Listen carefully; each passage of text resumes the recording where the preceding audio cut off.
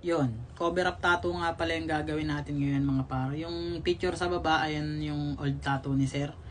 Simple lang naman yung design niya, cross lang yung gusto niya. So medyo okay lang, medyo madali. Tas black pa, kaya talagang pasok na pasok pang cover up. Tapos sinuggest ko na lang nalagyan namin ng background para medyo may buhay yung tattoo niya. Tapos na-approve naman ni bossing, kaya dali-dali na tayong nag-print.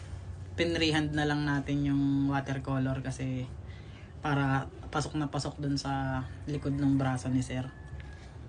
Ito pala yung kinalabasan ng tattoo natin.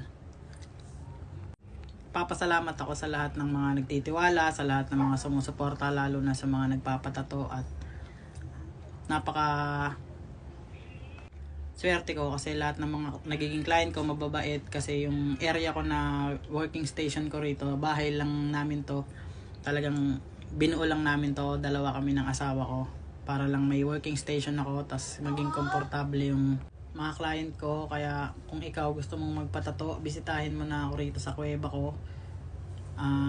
I-PM mo lang ako, sasagot ako.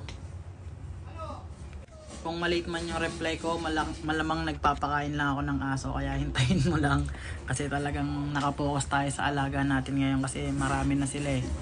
36 na ata yung alaga natin ngayon, kaya hindi tayo man nagpapa-walk-in.